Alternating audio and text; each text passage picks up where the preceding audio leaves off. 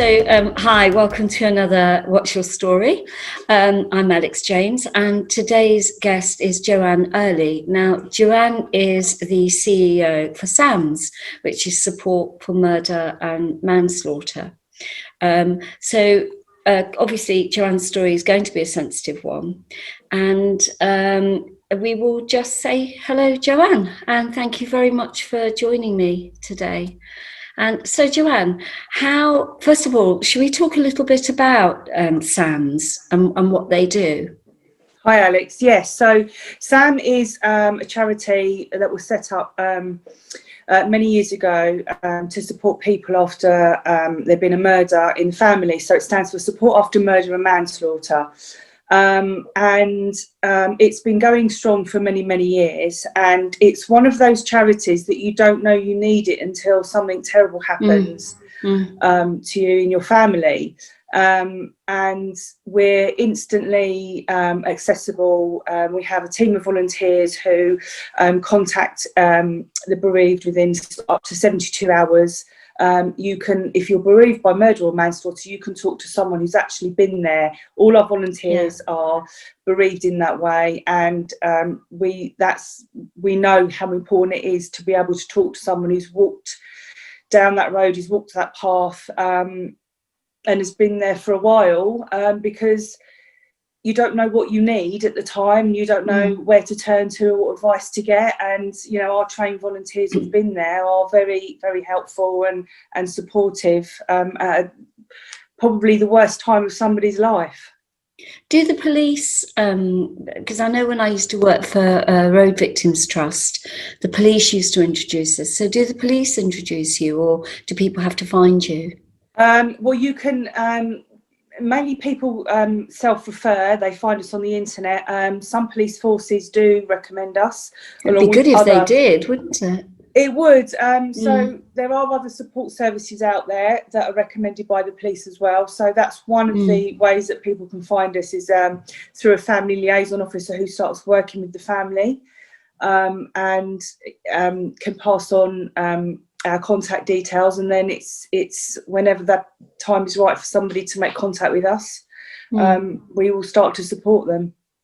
So would the Samaritans have your details then? Would they pass people on to you, or do people? So I'm just trying to think, if in that state of mind, you perhaps, I mean, with Road Victims Trust, the police would say, oh, there's this organisation called Road Victims Trust, and they would say, we advise you to get in touch with them. So, I mean, it'd be really good if the police had this then, because I don't know how many other organisations actually do the specific work that you do, and it is very specific, isn't it? It is, and we're a national organisation, so we cover England.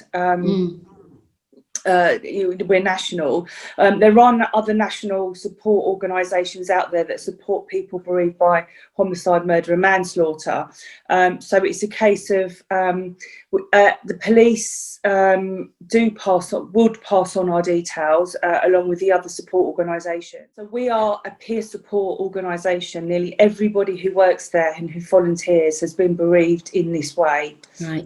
So other organisations, you can have a caseworker to help, support the family, who advocates on behalf of the family, but we are specifically all about peer support and sharing experiences and talking to bereaved families, and supporting them, knowing that we've been there and we know what it's like, and we can help support them in that very, very specific way.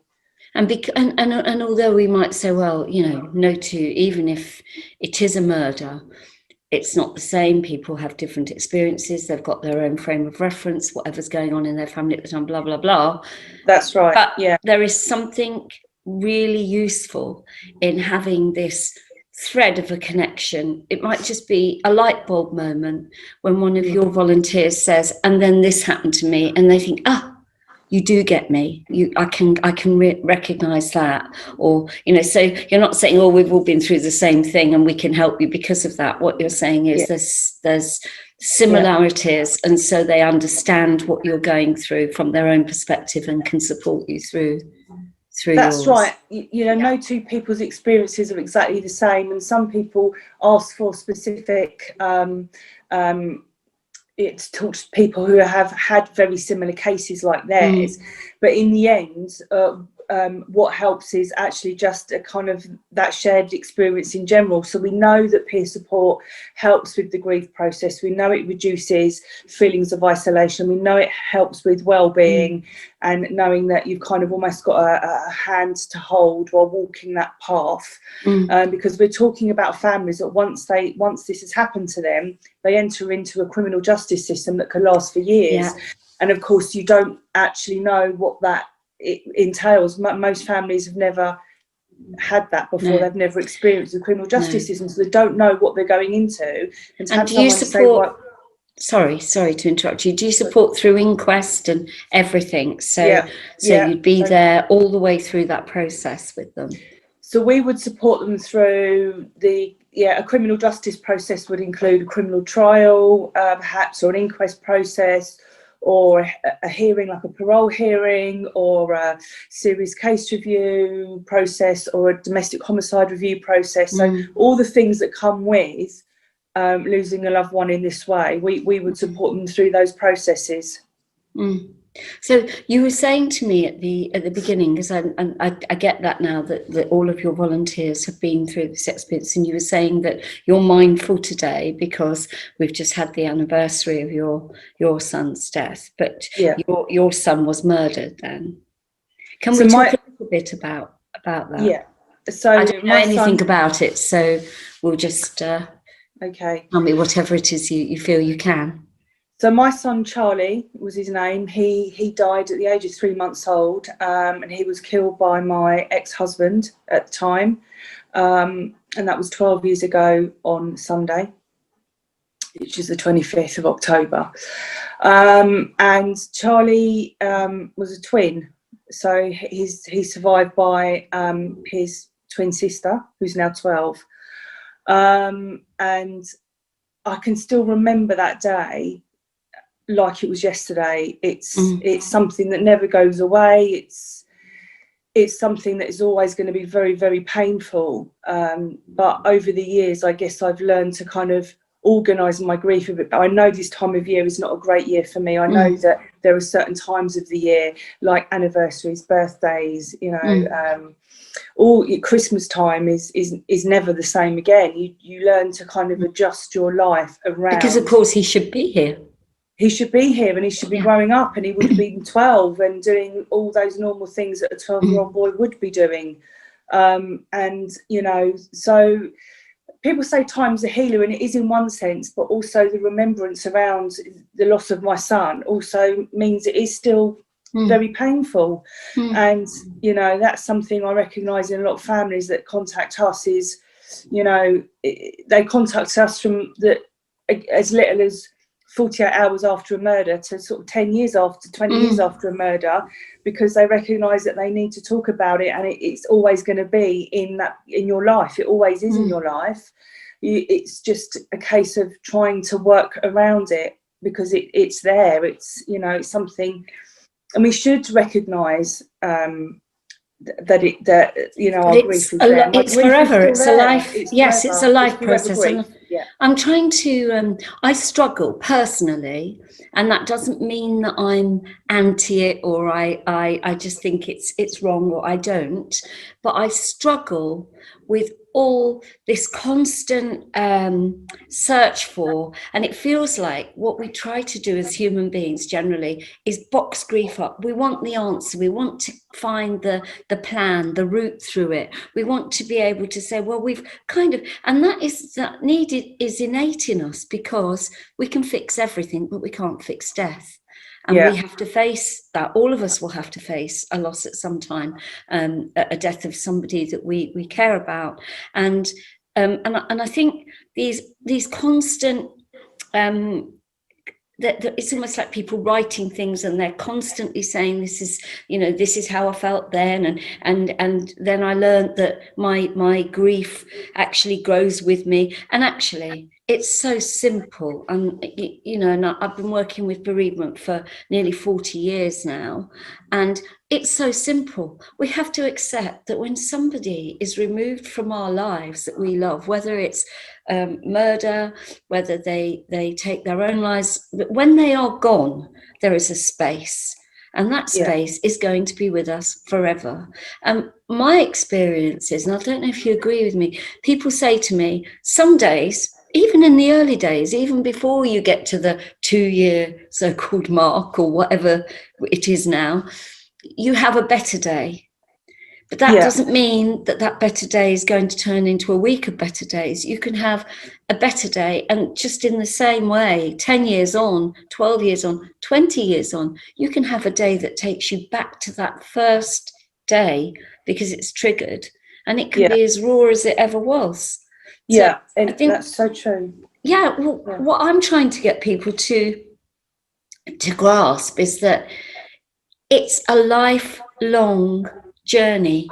Grieving is a lifelong journey, and they are never, ever, ever going to be able to find a fix for that, because we miss them.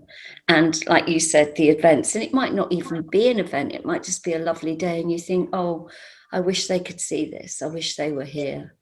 Yeah, absolutely. Or other people's children, or other people's loved ones, or couples in the supermarket, or an advert on telly, and you just think, I'm never going to experience that. And we need to understand that it's a lifelong journey. Yeah, it is. And I think the path of we call it traumatic grief, when someone's been taken in this way, someone's been murdered. It's the path of traumatic grief that's very different from other types of grief. And although that your grief stays with you and the pain stays with you, there is a point you can get in a sort of a cope and recovery journey and getting to a place where you call it a new normal. It's never going to be the same again. You're not going to go back to the life you had, but you can get to a point of cope and recovery where you can function and go back to work and, perhaps socialise again. There is a kind of a level you can get to where you can have some sort of normality again and work around this life-changing event. But as you said, it's always there. There's not a day goes by when I don't think of my son. And I've heard so many other people say the same thing, that it's always going to be there. But you can get to a point, if you have some sort of trauma education and understanding, that at the time you felt like you were going mad because you have all these emotions going on at once. You have this anger, you have all those feelings. And if you understand what happens to your brain and your body around traumatic grief and the trauma and the post-traumatic stress symptoms, you can actually work through those and get to some sort of recovery, which that helped me immensely. So I'm here, I've got to this point where I can actually work in this field, because I thought at the time I was going mad. I couldn't, my brain didn't work properly. I lost the use of my legs when they told me my son was dead. I had to be put in a wheelchair. My vision went blurry. So physically and psychologically, the effects were enormous. I thought, God, am I ever going to be okay? Because I thought I was, I thought I was going mad at the time. Yeah, and some people, I suppose, they gather up themselves and they go into this mode of starting organisations or campaigns, and they try to find their new normal there. Yes. But I think that you can do that, and you have to basically, you've got to get out of bed, put one foot in front of the other, and do whatever it is that's going to help you to breathe in and out and get through each hour of each day, haven't you, at that time? You do. Yeah.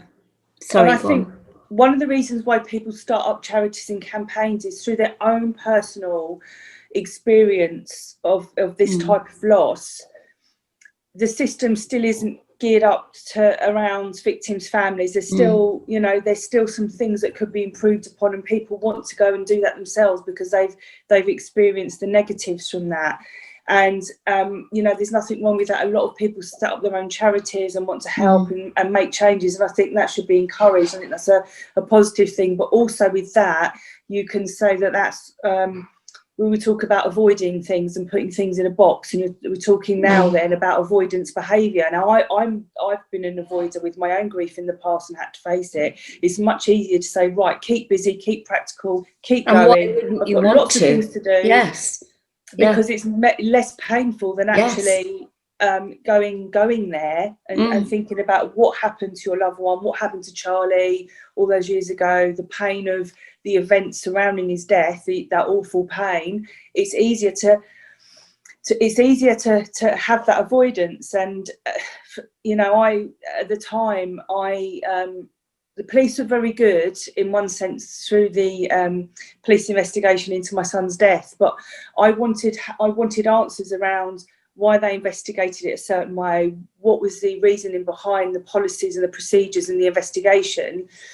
And it got to the point after the trial that actually I was asked to work with the police. They asked me, the head of SCD5 said, look, like, would you come and work with us? And so I went down the training and awareness route rather than kind of campaigning. So that's how I ended up here. So I did that for a while. I travelled up and down the country talking to police officers and doctors, safeguarding boards, and getting involved in training around the specifics of child death and child death investigation, because that differs from the investigating an adult murder or an adult homicide. So it's a very specific type of investigation. And so I spent a few years involved in training and awareness around that type of investigation. And then I became a homicide caseworker, and then a London regional manager for many, many years of victim support, coordinating the support for families when there'd been a murder in the family or a terrorist attack. And that's how I ended up here today. And I never thought all those years ago that, one, I'd be working again, and two, I'd be in this position where I'm still lucky enough and privileged enough to be able to support families who are still going through that awful process. How do you look after yourself then, being the head of SAMS and hearing all this stuff coming through? How do you look after yourself and keep your stuff sort of safe, you know, keep yourself safe when you're constantly working with that? And how do your volunteers do that? So if I was talking about myself, I guess because I'm 12 years down the line and I am quite organised about my grief, I have to be organised about having a cut-off point. And I have a daughter and I have family and I've got friends and a relationship. So I have to have that cut-off point so that I can walk away from it and give myself a psychological break from the support. And I think that's really important. It's about looking after yourself. It's about trauma-informed self-care approach. And that's similarly what filters down into looking after the volunteers. Anybody who works in this field should have access to a therapist, a trauma therapist. They should have awareness of what vicarious trauma is and the effects of burnout and things like that. So all those discussions are really important. And that applies to anybody who works in the field of dealing with traumatised people, not just our volunteers, but they should have access to support and be able to talk and debrief when they need to. That's really important. So do you, when they come forward to be a volunteer for SAMM, so what's their criteria to be a volunteer? So they would have come through our organisation. We would have supported them for a period of time. We would have had some discussions around where they are with their grief and they quite often put themselves forward and say, well, I really want to give something back now. I don't need SAMM support as a bereaved person anymore, although the community side of it is very strong and people like still being a member. But they often at that point say, I would like to give something back. And so we have that discussion around whether they're ready, and we talk about all the things that come with volunteering.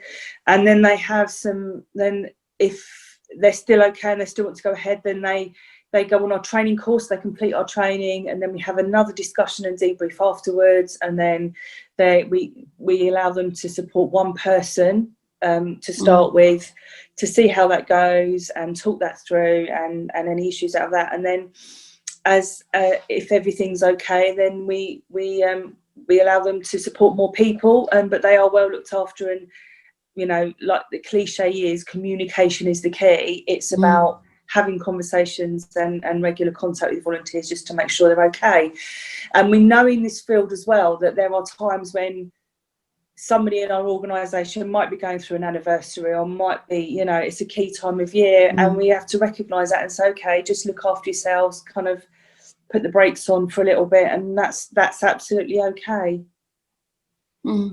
Do they find that it helps them then? They're helping other people. It helps them with their own stuff, do you think? I think it does, but you have to, I think, if you're going to support somebody if you're going to have that, if you've got that lived experience and you're going to support somebody going forward who's kind of in that experience, who's you know, needs that support, yes, it does help. It does help with somebody's, I guess, own journey, but they have to be so far down the line that it's not a source of therapy for them. They're giving something back.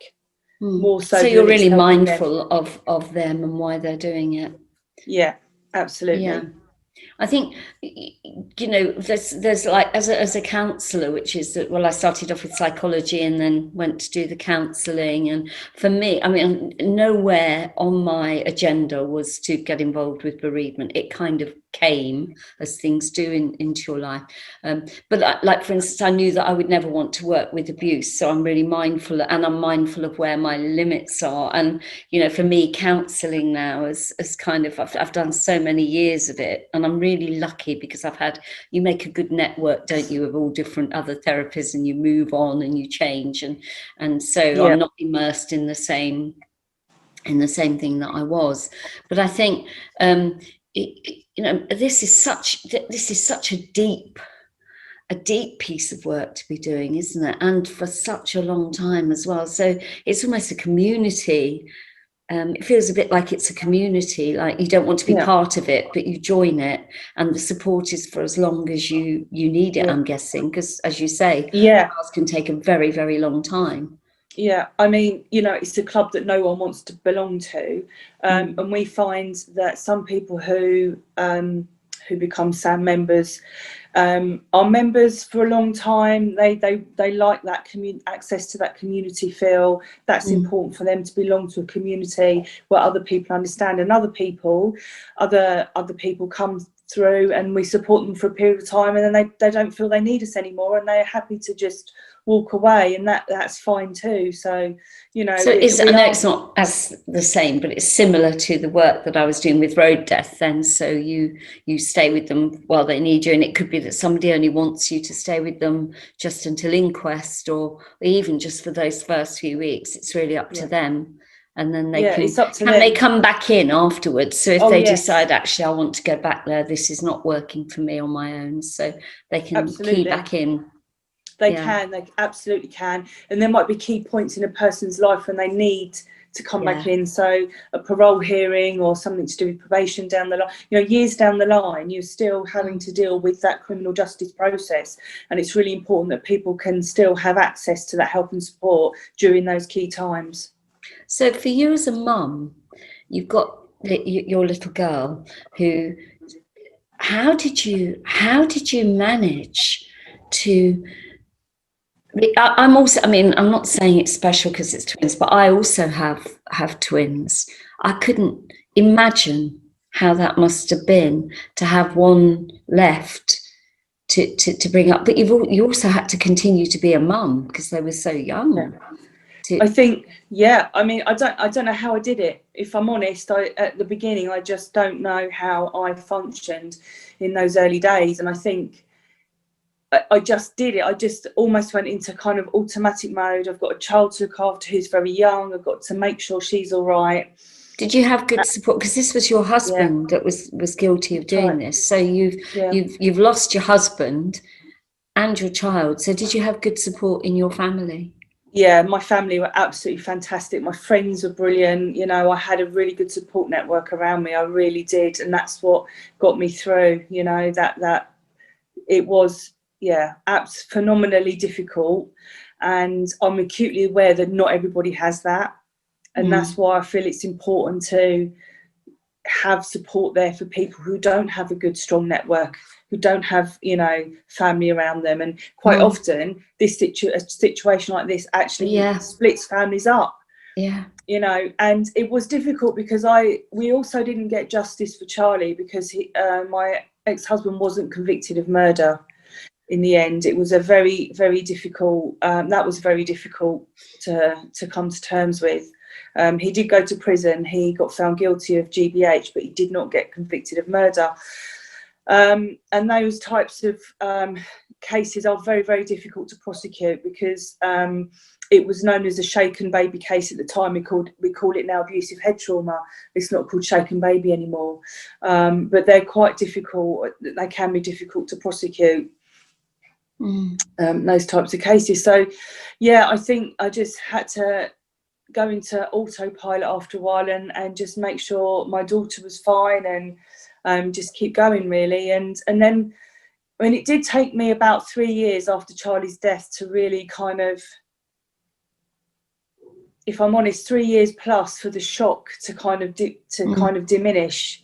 And I did have some therapy which helped, and I was able to talk about it, and that process of talking is really, really important. And over time, it did get easier. It got easier to function. It got easier because I was able to work and I was able to do things like go out for the first time and socialise and pick up a book and actually concentrate on reading. Because that's one of the things we know that gets interrupted is you can't concentrate on anything for more than a few seconds and you forget everything. You can't, you know, you just can't absorb much. And I remember. Did you blame yourself? Because even when things are not meant to happen, we blame ourselves, don't we? Is that part of the, you know, if you'd been there, if they hadn't gone out, if you know, all those. I did. Well, I did. That particular night I was in hospital with my daughter because she had bronchiolitis. She was really unwell. And so my husband at the time stayed at home with Charlie, and that's when it happened. And you always blame yourself as a mum. That doesn't go away. If you make a mistake or something, you know, whatever level it is, you go, God, you know, that's my fault. You know, that's I think sometimes the nature of being a mum. So I blame myself. I thought, could I have seen this coming? Should I have protected them more? What could I have stopped this? You know, there wasn't any sort of outstanding signs to say that he was going to lose it that night, lose his temper, and that's what was going to happen. There was nothing there for me to say, actually, I could have spotted the signs. And I'd gone over and over and over in that, you know, after Charlie died, and I had to go over it because I was, you know, torturing myself. Was it one little thing that I missed? You know, any little thing. So. But there was no sign of it, and it was. No, the police kept asking me, had he been violent towards me? Was there any violence? It was absolutely nothing. You know, never laid a finger on me, nothing. I mean, you know, there was nothing there for me to say. I knew that was going to happen. And it was such a shock. That's when I lost use of my legs, my vision went blurry. I just felt like I was going to die myself, you know, when you're told and that shock and that raw grief comes over you. I just thought I was, you know, not going to survive. Were you able to take in information at that time?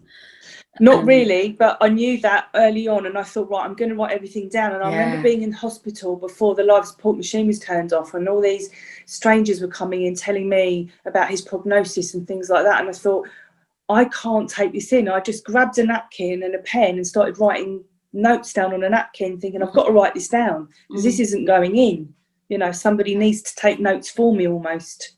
So I remember in my early days when I was first working with road death, that was one of the things that I picked up, that, you know, everybody's talking at these people, but they are not, you might as well be talking to them through water, because that's how it feels. You can't, and you know they're talking to you, but your ability to, you know what they're saying, but your ability to get it isn't there, is it? You're not present. Really. We know that there's a part of the brain where the filtering system kind of goes when you're subject to a trauma. So, you know, having gone into people's homes for so long when there'd been a traumatic death and they've got the telly on very loudly and they're able to talk at the same time and lots of things going on, they just can't filter. The filter goes, you can't concentrate on anything. It's just, you're not taking anything in. So we know that's one of the things, one of the ways that the brain gets affected. And I've always said to families and people over the years, start writing things down, because you won't remember.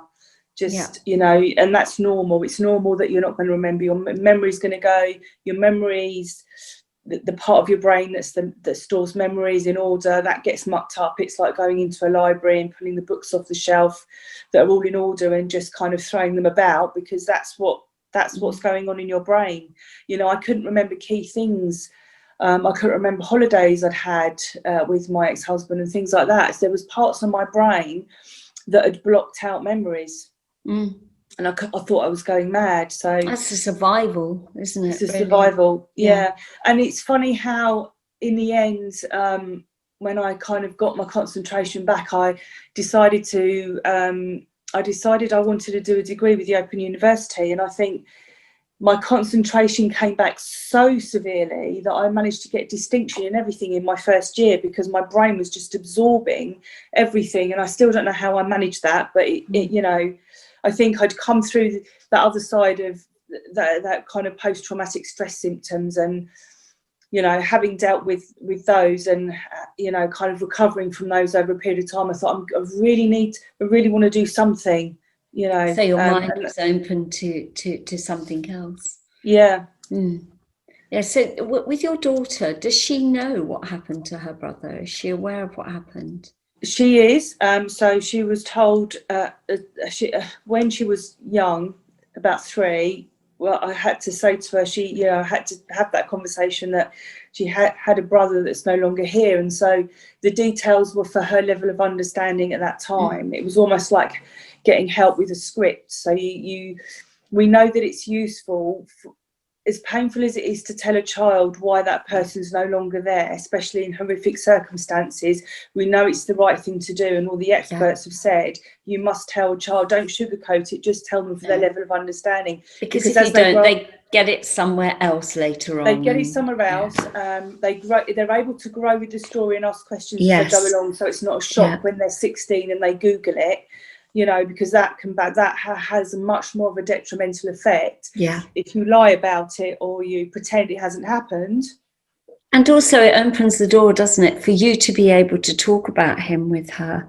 Yeah, and so, you know, things like going to the grave and lighting a candle every year, and you know, so it's kind of growing up with the story, as horrific as it is. And I remember very early on when Abby was at school, and she would say things about her brother in the classroom, and some of the mums were really awful to me afterwards. They were like really critical, saying, I just want my own children to grow up in a Disney bubble. And I'd say, well, there's murder in Disney, you know, and there's violence in Disney, you know. And they said to me, why did you tell your daughter that your son was killed, you know, in this way? And I said, because that's all the expert advice around traumatic grief and post-traumatic stress and this kind of bereavement shows. All the research shows this is the right thing to do. But trying to explain this to a mum in a playground and keeping your cool is not an easy thing. And also not allow that to impact you. Not allow that, because I was really upset for a long time over. You know, it was just 1 or 2 school mums, and I remember speaking to the school about it and saying, look, she might come out with this. You might need to manage this in some way in the classroom. I remember speaking to her, you know, her first teacher ever. But people aren't necessarily very kind in these situations. But it's not just your story, is it? It's her story too. It's her story, and yeah, because she's a twin. And let's not forget, a child died, and with this small group of mums, it was like saying, have you got no compassion for the fact that a child has died?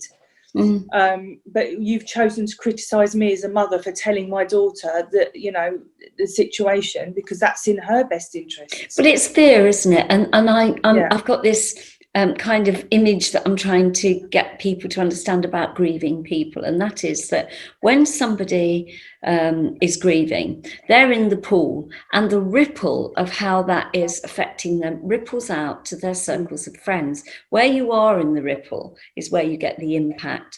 But the people on the edges don't want to get their feet wet because it's going to mess with their lives. They quickly want you to get out of the water and be normal again. Because they don't want normal to deal again. with it. They don't have to be affected, and everything's back to normal. And that's why we strive so hard to get people over it. We pat them. We want them to, you'll feel better after the funeral. Let's get on with this. Distraction. Don't talk to the children. All of these things which are wrong, because it's going to be there forever. It's like addressing the elephant in the room. And we know, look, bereavement is a hard thing to talk about anyway. Grief it's always been seen as a bit of a taboo subject. You mustn't talk about your grief feelings, and people want to avoid those conversations. If someone says to you, a friend says to you, how are you today, and your natural default is I'm fine, but actually sometimes you might not be fine. You might say, actually I'm having a bad day because I'm remembering a loved one. I remember in my early 20s, I was very close to an uncle who was a musician, Dave, and he died in a car crash very suddenly. And that was my first experience of real traumatic grief. And I remember absolutely how devastated that we all were as a family. And even 25 years after his death, I made it my mission to keep his memory alive, because actually it's not okay for it to be the elephant in the room. We have to be able, grief and death is part of life, and we have to be able to talk about it openly. And that's why I feel so strongly about supporting families, because they have to be allowed in society to talk about their experiences, because that's part of their healing, that's part of their story. And it's about remembering that loved one who isn't there. It's about celebrating their life as well. We all too quickly want to pack it up in a box and put it in a corner, but actually, if you look at some cultures, they celebrate they celebrate death, they celebrate the life of that person, they do it differently. And I think we can take a leaf out of other cultures' books to say that's how we should be doing it, and we should be able to talk about it. It shouldn't be the elephant in the room. I like that. I like to, I'm always interested by the friends that pop round when somebody's died. I've had, and men and their grief as well is something that I'm very interested in. But I had a friend whose wife died, and the family were like, let's come and sort out all the stuff. And I kept saying, are you ready for this? Because I think it's healthier to leave some of that stuff out, because then people come in and, they probably might be thinking, oh God, he's left John's shoes out, or he's left Margaret's coat hanging up there.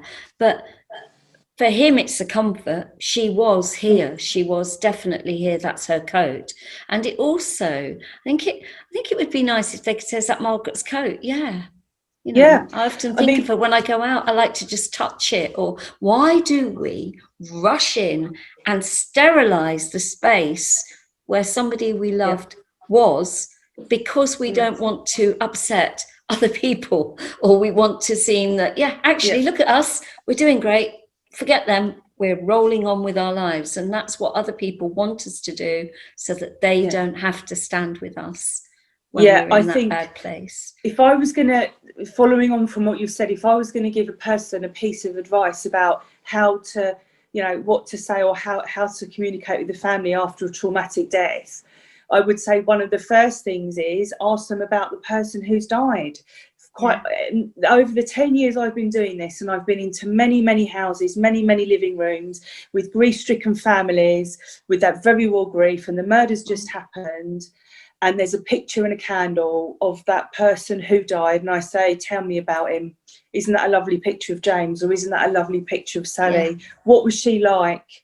You know, and just open that up. That's okay. It's, you know, there's still part and you can't, you know, it's that family. awkwardness, isn't it? You think, oh, but they might cry. Well, you know, no one cried forever, and actually giving someone that space and bearing to be present while they say it is really useful, because you might be the only person that's given them that space in a week or a month or a year even, where they've just felt able to just be close.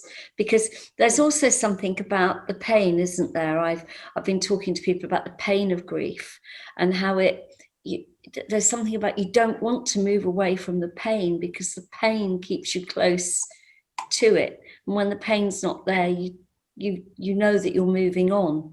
There's something about, you don't want to move on from them. It's complicated grief. It's almost like you want to feel, some people feel stuck, you know, for months after, you know, for years afterwards, and some people want to feel stuck. That's their new identity. And I remember one mum saying to me, I don't want to, you know, if I move on from feeling stuck, then my son's going to think that I've forgotten about him. But should we be saying to people, oh, that's complicated? Because don't you think it's complicated? It is complicated, because it's about our feelings. And unless you're doing something really detrimental, or you literally can't function, I don't know that I'd say it's complicated. I'd say your feelings are complicated. I think what I mean is, complicated grief is a specific diagnosis. So someone goes round and round in circles about the events surrounding the death of that person. That's different from if they can't complications function of grief.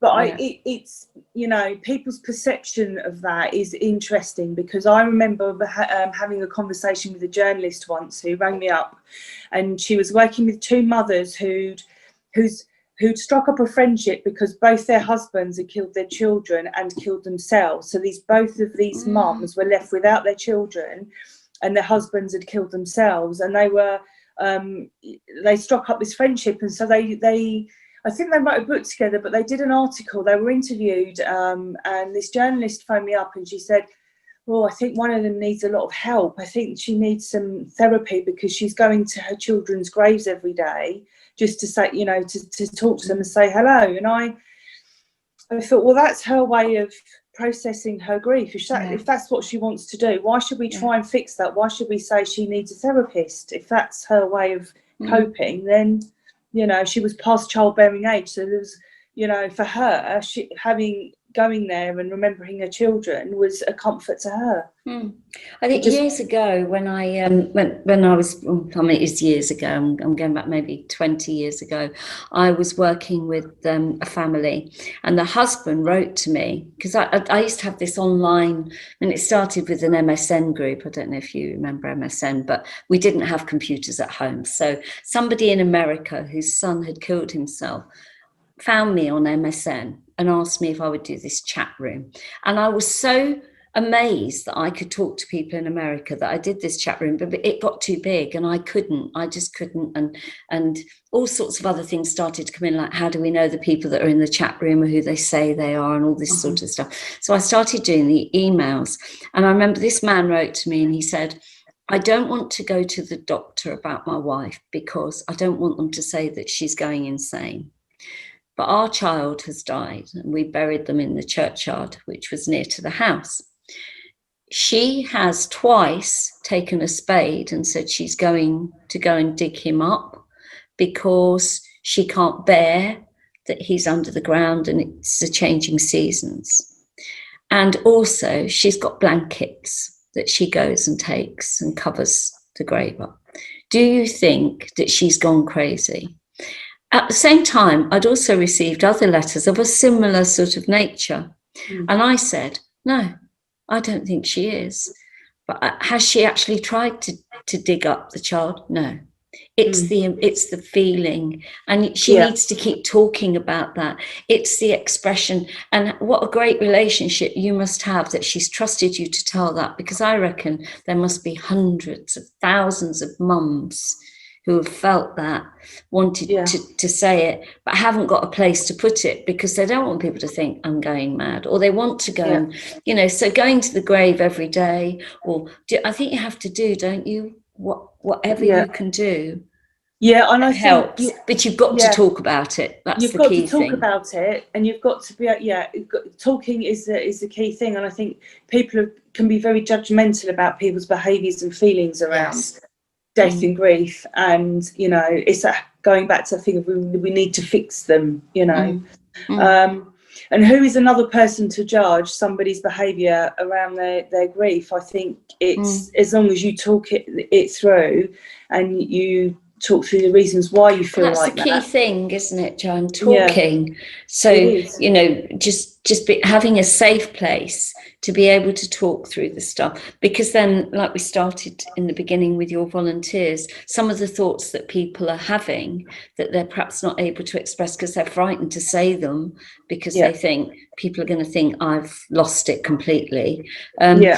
When someone else has been through that, they can say, actually, that's not so bad. I thought that too, or I felt that too, or I still think that sometimes, because that's really comforting.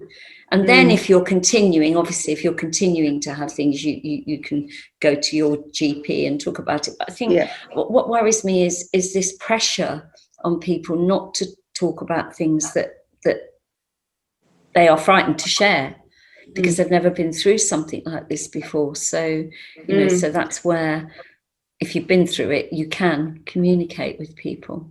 Yeah, and I think that a part of that is about dispelling the myth and getting rid of that elephant in the room. We've now got a bereavement minister.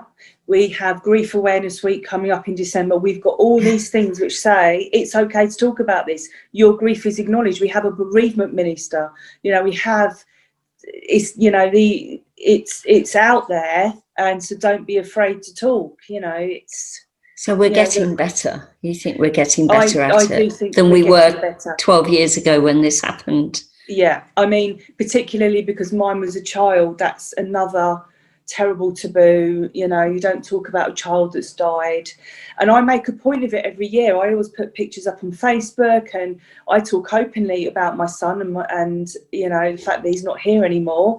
I don't go into the detail of it. I don't need to, but I do say, look, remembrance and routines around remembering your loved one is so important. And I know mums who have a memorial service every year, you know, and I think that's great. Actually, it's a marked event to say we miss you, and you know, it brings people together, and that's quite healing as well, I think. And you know, it's about remembrance, and I think I would never shy away from that. I always think if someone feels uncomfortable about my son's death, they need to deal with that. As harsh as that sounds, they do need to ask themselves why. They need to ask themselves why, and perhaps talk about it with somebody else. You know, they don't need to be a part of that, but they are part of my remembrance. But I'm not going to keep quiet about my son's death because it makes someone else feel uncomfortable. Otherwise, we're going backwards. And something else that we didn't talk about that I just wanted to talk about quickly, in case there are dads, because men and grief, I think there's more encouragement and it's getting easier for men.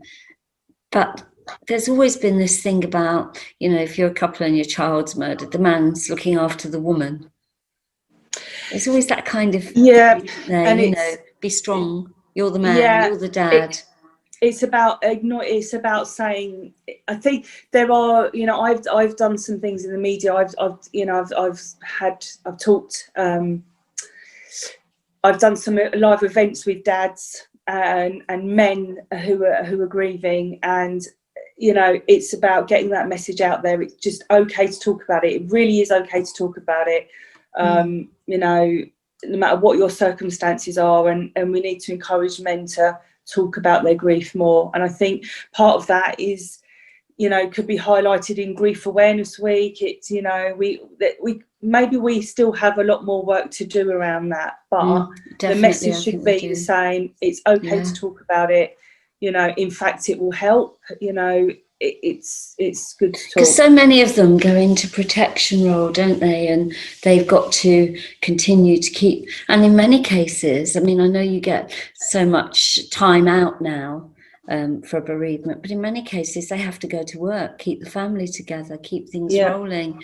So I think it's really important for men to know that they can only one member, I didn't mean just men, but if a family are bereaved in murder, can it be just one member of the family that approaches you and gets the help? We would support family members, wider family members, and friends as well, and even anybody that wants it, who's close to the person who died, and they really feel that they need help. It can be multiple people from the same family. They would get different volunteers. It's all confidential, obviously. But no, that's, we would encourage anybody who needs to talk and come forward, even if it's a friend. If someone's lost their best friend, they can pick up the phone and speak to us. And different cultures as well. Do you? Also, So it's for everybody. We welcome people from all cultures, all backgrounds. We are there to help. So Joanne, how do people get in touch with you? So you can all our details are on the website. So you can either email us or you can pick up the phone, and the phone number's on the website. Or you can write in, or you can. We've got Facebook account, we've got Instagram, we've got Twitter, so you can contact us on social media as well if you just need to reach out. So I need some help.